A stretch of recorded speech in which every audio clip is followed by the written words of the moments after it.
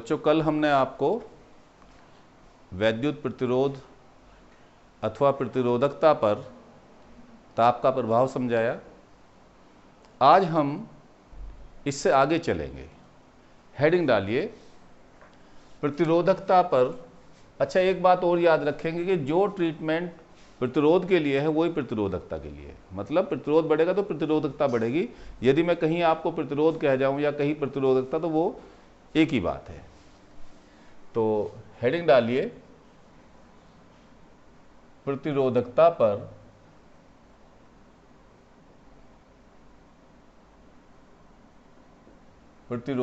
पर ताप का प्रभाव।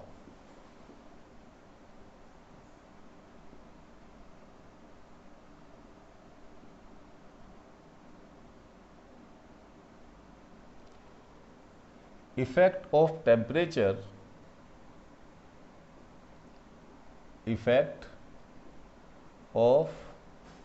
टेम्परेचर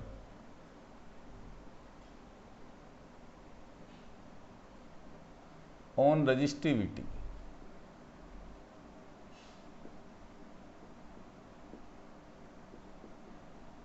ठीक है बच्चों, तो नंबर 1 लिखिए चालक पर। नंबर 1 चालक पर या चालक के लिए।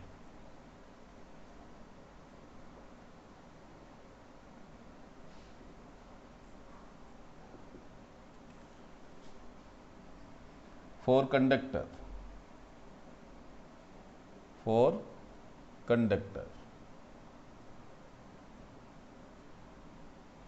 देखिए बच्चों, कल भी हमने डिस्कस किया था कि यदि हम किसी चालक का ताप बढ़ाएं तो उसमें उपस्थित परमाणु अथवा आयनों की गतिज ऊर्जा बढ़ जाती है, जिससे मुक्त इलेक्ट्रॉनों के टकराने की प्रायिकता बढ़ जाती है और टॉय का मान अर्थात शांति काल का मान घट जाता है, जिससे चालक का प्रतिरोध बढ़ जाता है या प्रतिरोधकता बढ़ जाती है।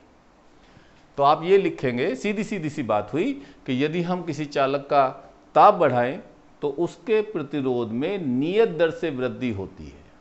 और वो नियत दर क्या होती है वो मैं आपको अभी समझा दूंगा। तो लिखिए, यदि किसी चालक का ताप बढ़ाया जाए तो उसके प्रतिरोध में नियत दर से वृद्धि होती है, अर्थात चालक की प्रतिरोधकता नियत दर से बढ़ती है। क्लियर? अगली लाइन से लिखिए, यदि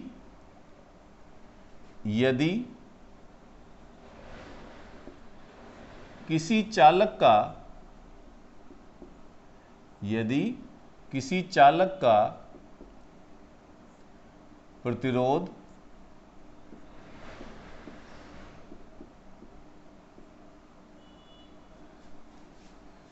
0 डिग्री सेल्सियस पर तथा T डिग्री सेल्सियस पर क्रमशः R0 तथा RT हो तो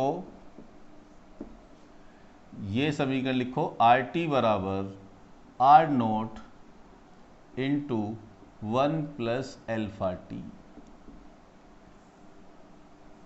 RT बराबर R0 into 1 plus alpha T, जहां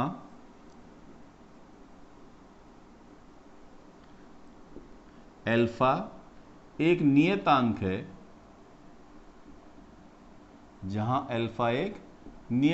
है,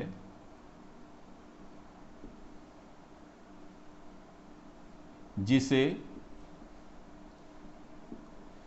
चालक के पदार्थ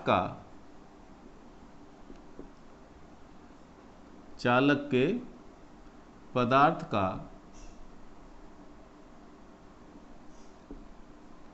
प्रतिरोध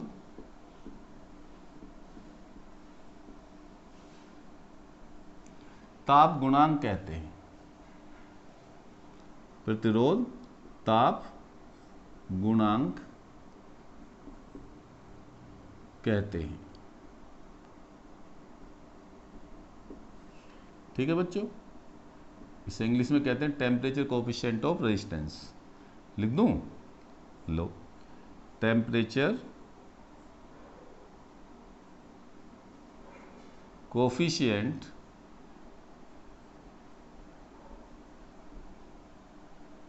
ऑफ रेजिस्टेंस।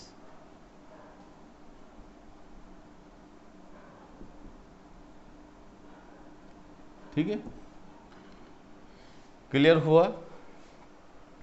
चलिए नंबर 2 लिखिए।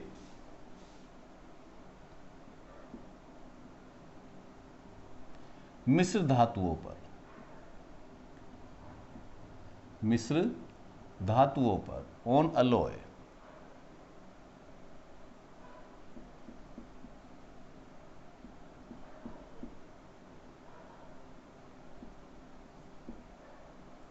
On alloy.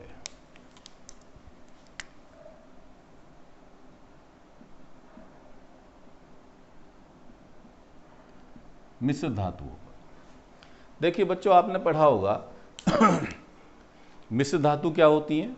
आप सब जानते हैं कि 2 या 2 से अधिक धातुओं के समांगी मिश्रण को मिश्र धातु कहते हैं।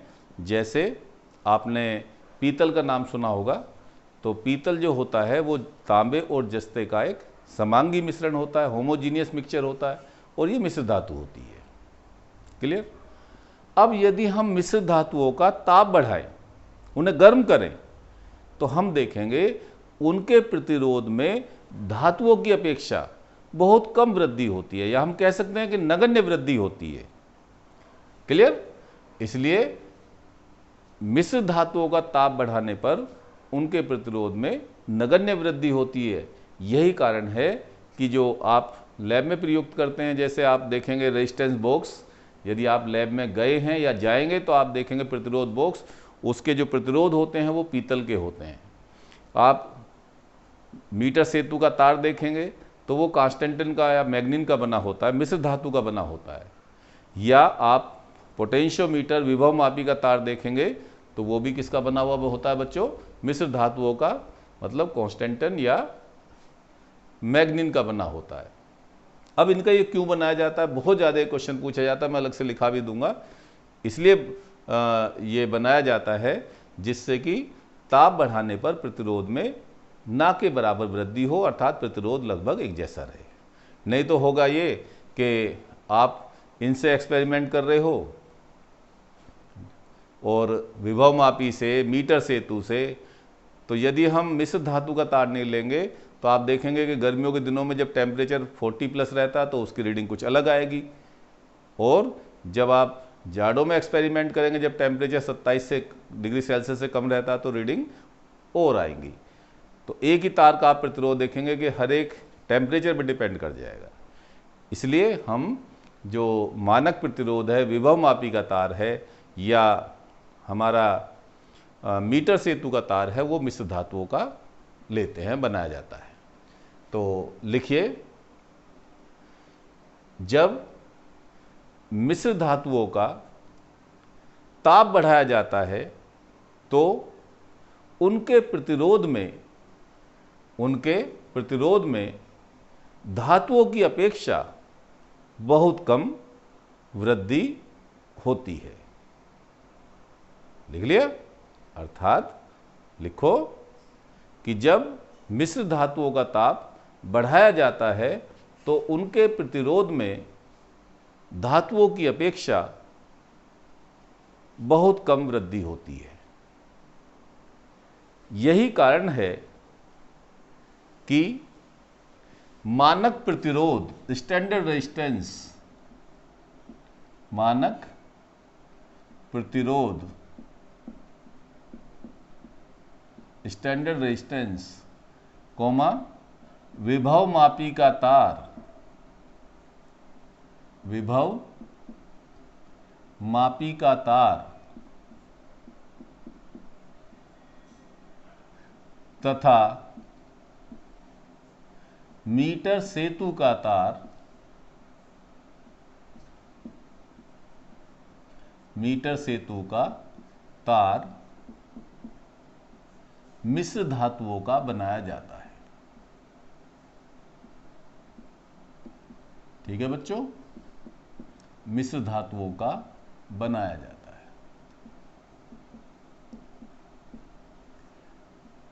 अब ये क्वेश्चन आप चाहे तो आप क्वेश्चन के रूप में लिख लो, इसका आंसर आपको ही मिल गया कि ये क्वेश्चन इस तरह से पूछा जाता है। कई बार आपके यहां पूछा गया है कि मानक प्रतिरोध या विभवमापी का तार या मीटर सेतु का तार मिश्र धातु का बना हुआ होता है, क्यों? तो आप उसका आंसर ये लिखेंगे क्योंकि मिश्र धातुओं का ताप बढ़ाने पर उनके प्रतिरोध में नगण्य वृद्धि होती है। यही कारण है कि मानक प्रतिरोध, विभवमापी का तार या जिसका पूछा जाए मीटर सेतु का तार मिश्र धातुओं का बनाया जाता है। क्लियर? नंबर 3 लिखिए, अर्धचालक पर, अर्धचालक पर ऑन सेमीकंडक्टर,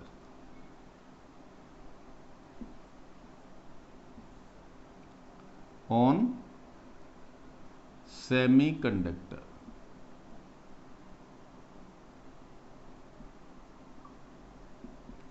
तो देखिए बच्चों, जो अर्धचालक होते हैं, ये मैं आपको लास्ट टॉपिक में पढ़ाऊंगा, लेकिन यहां पर आपका समझाना मुझे जरूरी है आपको कि अर्धचालक क्या होते हैं। देखिए, आपने पढ़े हैं चालक, वे सभी पदार्थ जिनकी वैद्युत चालकता बहुत उच्च होती है और उनमें वैद्युत धारा आसानी से एक सिरे से दूसरे सिरे तक प्रवाहित होती है, वो चालक कहलाते हैं। जिनकी वैद्युत चालकता नगण्य होती है और उनमें वैद्युत आवेश एक सिरे से दूसरे सिरे तक प्रवाहित नहीं होता, वो कुचालक कहलाते हैं। ये होते हैं बीच के, न चालक और न कुचालक।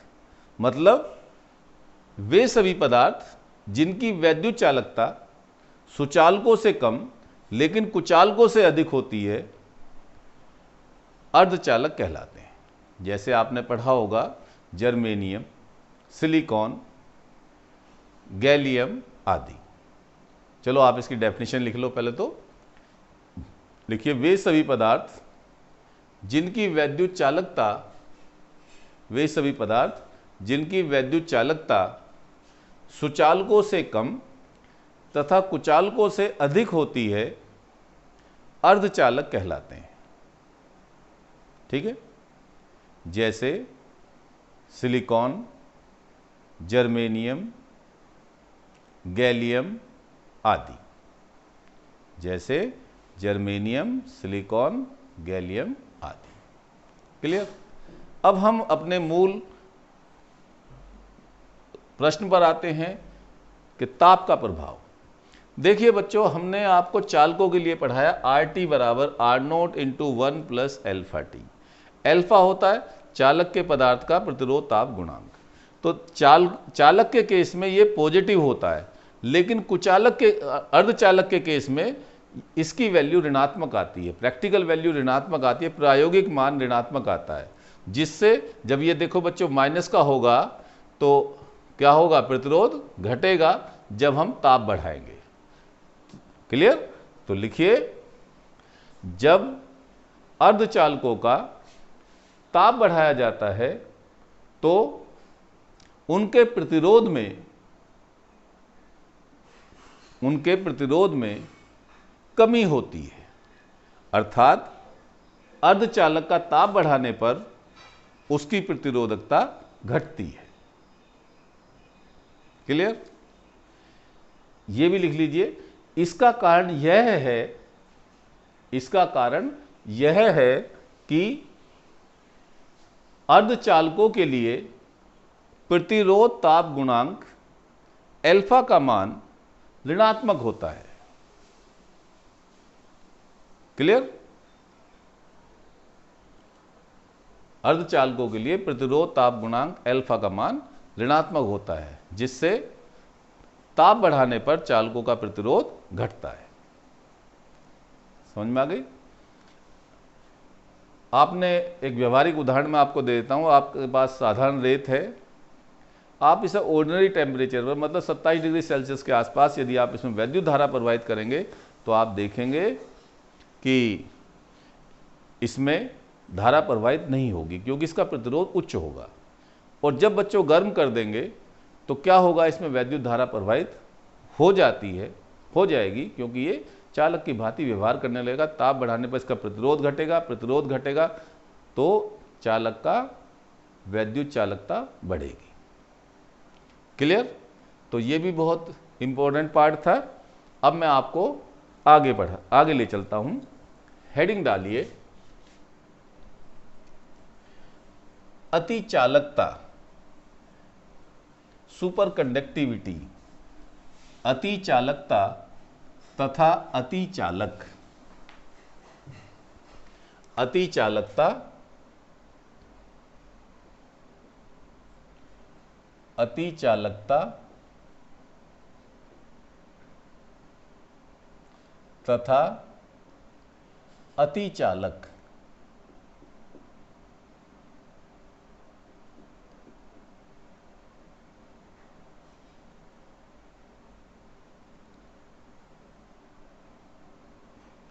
सुपर कंडक्टिविटी,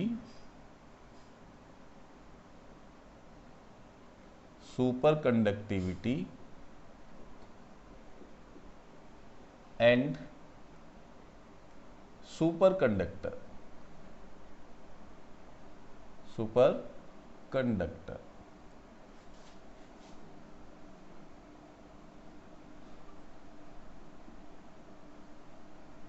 देखिए बच्चों, हमने आपको पढ़ाया कि यदि हम चालक का ताप बढ़ाएं तो उनका प्रतिरोध अथवा प्रतिरोधकता घटती है। अब इसका उल्टा समझिए कि यदि हम किसी चालक का ताप गिराते जाएं तो उसका प्रतिरोध अथवा प्रतिरोधकता घटती चली जाएगी। और जब बच्चों घटती चली जाएगी, आप ताप गिराते गए और प्रतिरोधकता घटती गई तो एक ऐसा टेम्परेचर भी आएगा जब चालक का प्रतिरोध शून्य हो जाएगा। तो ऐसी अवस्था में चालक कहलाता है अतिचालक, और चालक का यह गुण अति चालकता कहलाता है। और जिस ताप पर चालक एक अति चालक सुपर कंडक्टर की तरह से बिहेव करने लगता है, व्यवहार करने लगता है, वो तापक्रम कहलाता है क्रांतिक ताप। क्लियर? समझ में आया? जैसे मैं एग्जाम्पल दूंगा आपको मरकरी का।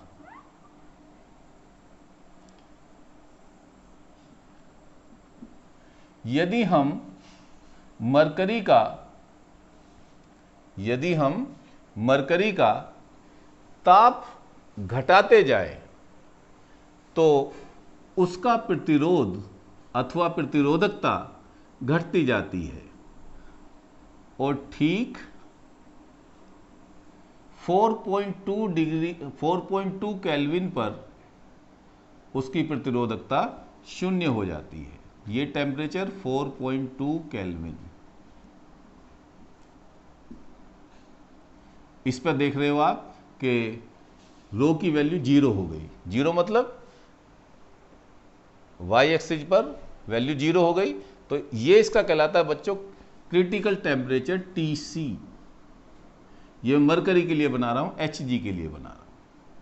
इस तरह से घटते घटते और लास्ट में क्या हो गई, 0 हो गई। क्लियर? हमने प्रतिरोधकता को इस अक्ष पर दिखाया और परम ताप को, तापक्रम को हमने इस अक्ष पर दिखाया, एक्स एक्सिस पर दिखाया। बनाइए डायग्राम, फिर मैं आपको इसकी सारी डेफिनेशन लिखवा देता हूं।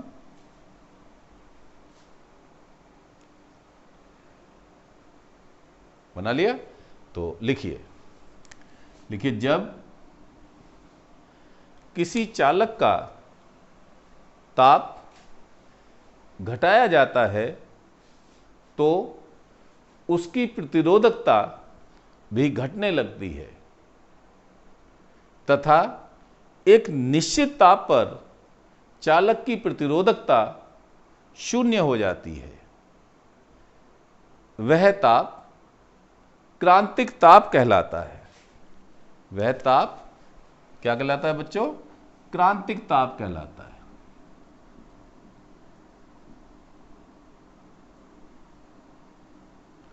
तथा शून्य प्रतिरोध की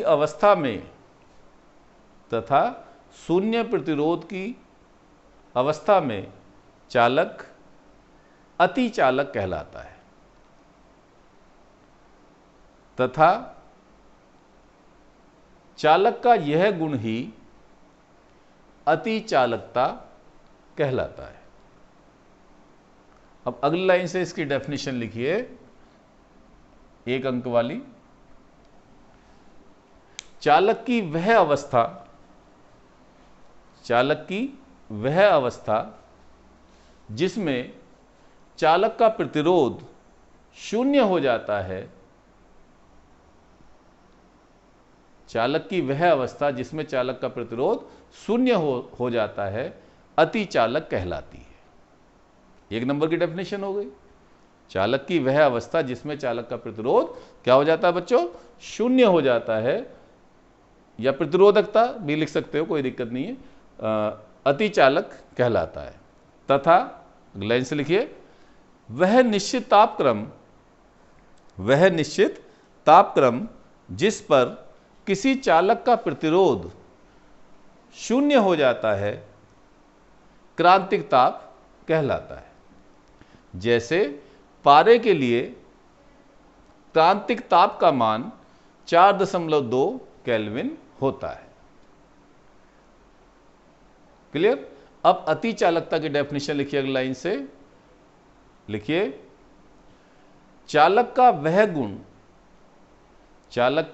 वह गुण जिसके कारण चालक ताप घटाए जाने पर, चालक के पदार्थ का वह गुण जिसके कारण चालक ताप घटाए जाने पर अति चालक की भांति व्यवहार करने लगता है, अति चालकता कहलाता है। क्लियर? तो बच्चों, आज की वीडियो में मैं आपको इतना ही पढ़ाऊंगा। कल मैं आपको इससे आगे और डिस्कस करूंगा, तो इसे आप तैयार कर लीजिए, पढ़ लीजिए, और नेक्स्ट वीडियो में मैं आपको इससे आगे डिस्कस करूंगा। Thank you.